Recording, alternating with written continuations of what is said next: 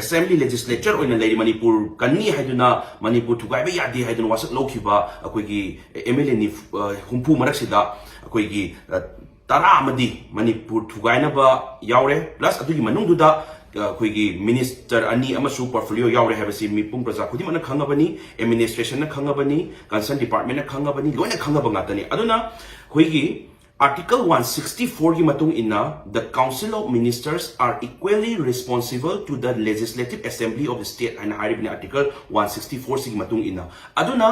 minister अमन नंगांबगा चप माने अदुना मोट मानदा तारगदी minister की फमसे लौथोकपा Article 164 की मतुंग इन्ना फजना याय अदुना उखरुल द कैबिनेट मीटिंग फमगी मतमदा चांदिल द फमगी मतमदा anywhere फम मतमदा मणिपुर की हुजिकी मणिपुर की any issue सी मतांग सिदा contribute to yaudra yauda taragadi hausipo makoi minister ani phamse thami base karigino haiba wahang duni aduga MLA tarasi su MLA adu minister ani su oira kan sida mokoi su yauriba akoi MLA tarasi hausipo disqualified tawdriba karigino akoi gi ethics committee amadi of sub committee ma leire sida leiriba yauriba committee sida yauriba myam sina MLA tarasi disqualified tawna bagi damakta recommend tawdribse karigino adi recommend tawba taragadi speaker na compulsory adum makoi disqualified tawba yarabaneba aduna akoi lakchani di handak lakadori February की 28 तक की assembly से फंबा हौदोरे हाबसे यामना नुंगाइबा पावमनी इट इज थेमलबने अदुग सिगी फंबसिदा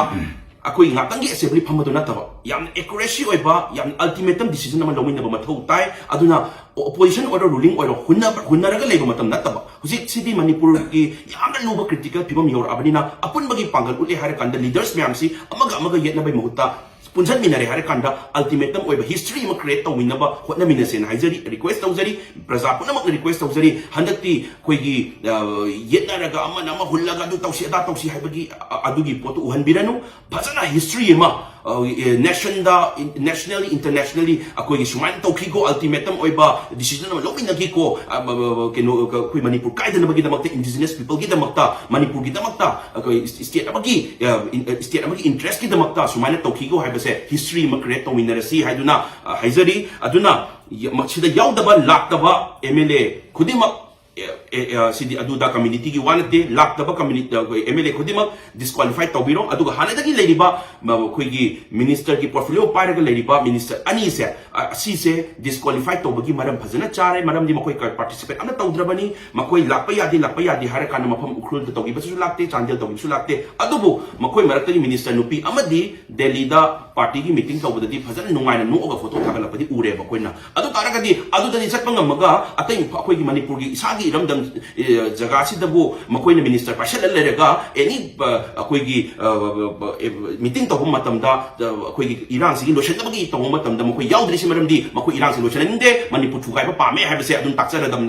baneba aduna minister ani si portfolio de loktopa at the same time it is committee da akoi ki recommend tawrakanda akoi ki committee da yaure missing sina ikam recommend tawraga makoi ki MLA magan tarase manipur thugai na ba tawda yaure aduna MLA tarase disqualify tawbiro habse sisu habi gadamani kari na hamam tamde assembly fam base aphawa ngata manipur thugai ba pam da basing ngata phamina raga ultimatum decision na lawani bagi haijabani aduga yamna nungai jada ba mana akoi gi ibudau thangjingi khubam asi akoi gi thang sida lairiba thangjing sing si akoi gi laisem lon da ki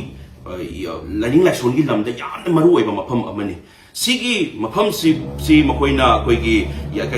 mathung waram khangdaba any chief amne ekta laaga akoi hekta haijil clarification ga thokdana sigi makoi thangting ga kaudana akoi gi hawki reserve ga lei kain hari base sigi government gi tarap side gi yam phajana yam sengdokpi sigi damtadi thagachai adubu akoina haijaning badi अखोई sentiment से हेक्ता करेनब मानबा अखोई मोई कई हाइतारे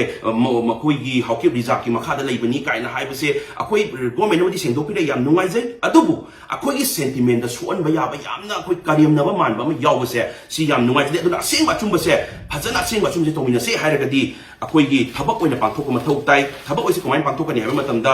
7 नवंबर 2022 दा थोखिबा Chorchampur Khopum Protected Forest की मखादन लरिबा से Protected Forest मखासिन लरिबा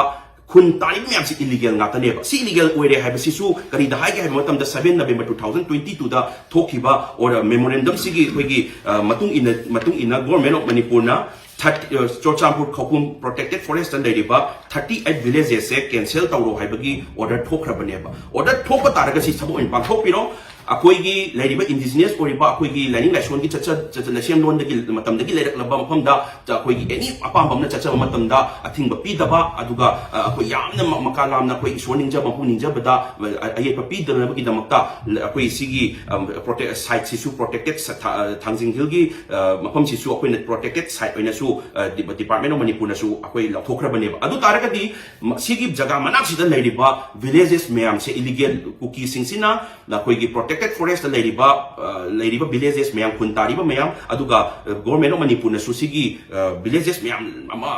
cancel Taure, Hibase, cancel Taure, Haraga, evicted Taudriba. Aduna, Akuna Pamsabadi city state government with the assistance of the central government get a force, Sama Yauna Taurakanda, protected forest the Ladiba Kun, Matomanum Kanda Ladiba Kun Mayam se, which is Chorchampur Kopum forest, Manata Ladiba, Kun Mayam se, low enough, Takai, Biru, I say, same Machumba Tauragadi, Makun Hani Pusi Harapa, Tony Pusi Tarpa, Manipur Tugai Harapa, separate minister Pame Harapa, Akoigi, Lasim Londagi, Lera Matamdagi, Leret Laba, Akoigi, Laning Shungi Namda, Zabazibu Karim Nabita, Hockey Rizaki, Makali, Hajilapa, Siguma Mayam Karim Nabaman, Bam Europa se, see Mayam Simoya, same Batum Basi Haigadabani, Huran, but on Huran, Bani Hamatam Yore, Akoina Moina Harapada, separate session, Larmatam, Akoi separate session, PBR, Habimuta, Jokerna Hira, Jokaram Hira, Akoina, Kungadam Nati, Aduna Akoidik, a same Machumba se, Nokoi Huran Bani, Nakoi Huran Bani, Nui Ascoba Tabak Tograbani, Nakoin Laribasi, Arano from the Laribani, Nakoin Sagi Nakom Nate, Sila Shadibas illegal with Laribani, have say, Akoina direct Hirakanda, Aran Bado, Aran Bani, Achumbani, Hamatam Yorabran, Aduna Untan, a kind of action of Piraga, was it Chorchampur Kopum protected forest the Ladiba, illegally when the